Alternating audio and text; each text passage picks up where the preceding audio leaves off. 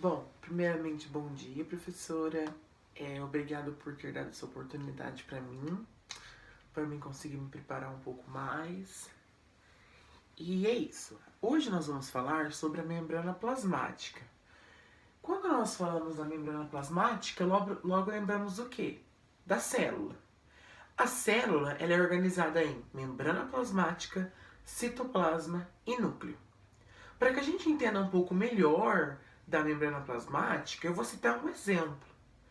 Quando o nosso corpo ele é exposto a altas temperaturas, a membrana plasmática das células mostram, elas possuem a aquaporina. O que seria a aquaporina? Ela seria um canal onde a água e as proteínas iriam passar. Iriam para a pele, dando sensação de calor, de sensação de frescor, relaxamento. E isso acontece quando nós estamos expostos a altas temperaturas.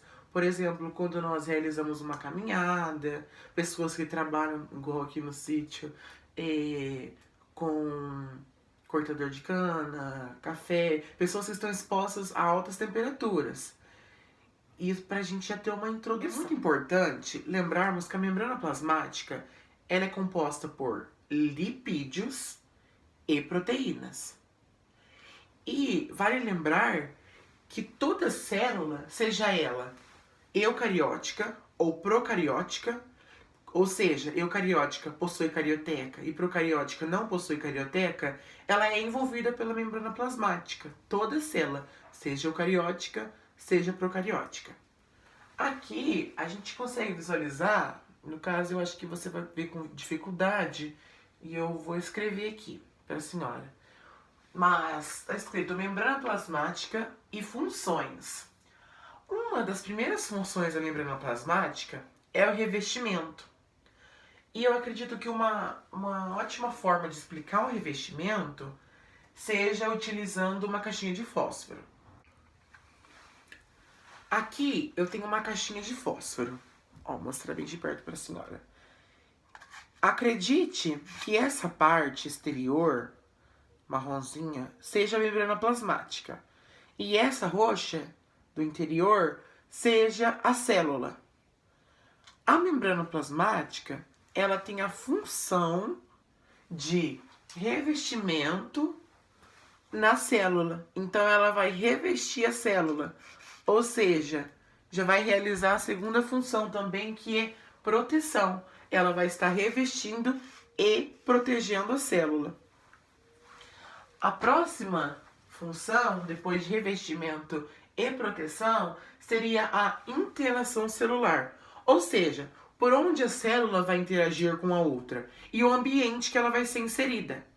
Entende? Onde a célula, a função dela de interação celular é ela interagir com outra célula e o ambiente que ela vai interagir.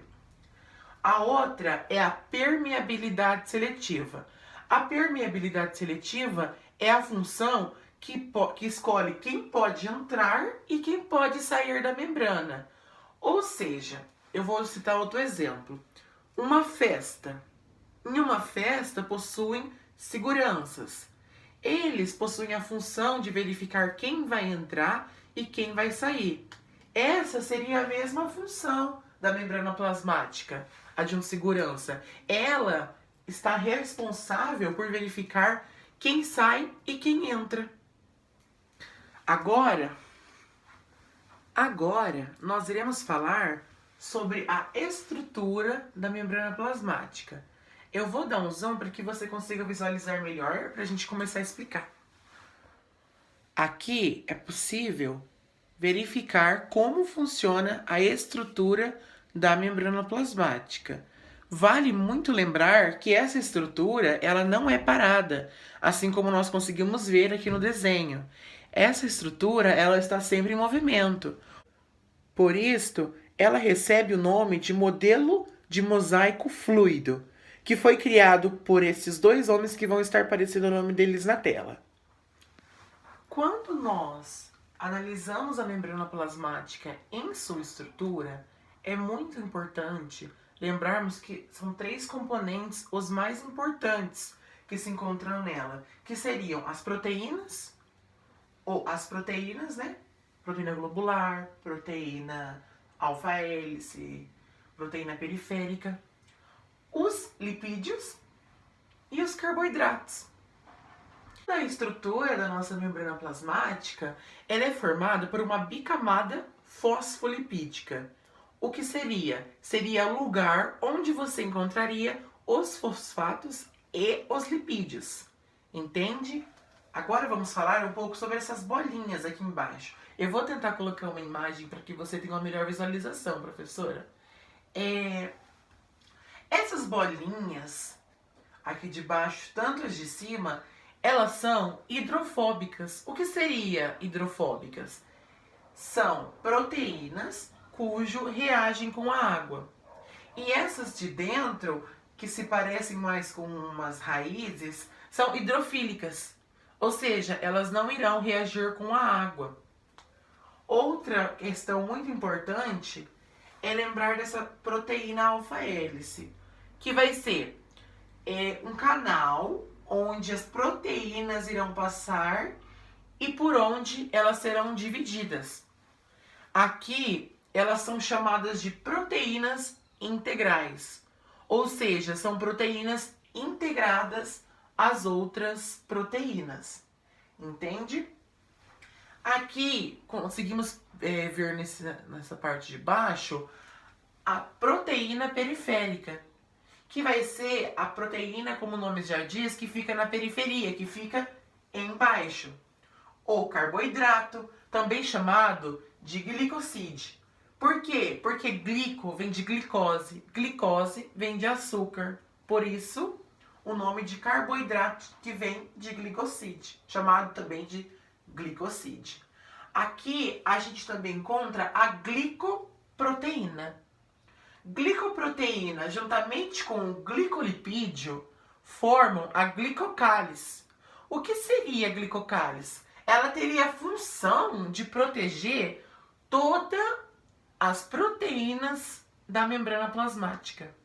Isso é uma função muito importante da glicocálise, que seria a união entre a glicoproteína com o glicolipídio. Essa glicoproteína cujo nós estamos falando, que se une com o glicolipídio, é quando o carboidrato está ligado a outra proteína, como a gente consegue visualizar. Uma proteína ligada a um carboidrato. Vale lembrar também que outra função da glicocálise não é só proteger a membrana. Isso é a função principal da glicocálise. Mas também é o reconhecimento celular, que também vale muito ser lembrado, e o retentor de nutrientes. Ou seja, ela retém os nutrientes importantes para ela. E também podemos lembrar, professora, que o colesterol, ele tem a função de dar estabilidade para toda a membrana. Entende? Por isso que dizem, ele tem a função de dar estabilidade, porém o espaço que ele se encontra não é muito grande. O que isso significa? Significa que colesterol em altas quantidades deixa de ser bom e passa a ser ruim. O que muitas pessoas acreditam é que qualquer forma de colesterol seja ruim. Porém não, o colesterol ele é necessário para a nossa membrana em pequena quantidade. Agora, professora, a gente vai falar um pouco sobre transporte que ocorre nessa membrana plasmática, o transporte nesses nutrientes. O transporte passivo é a passagem de substâncias através da membrana plasmática de uma região onde ela está muito concentrada para outra onde ela já está pouco concentrada. E tudo isso sem gastar nenhuma energia.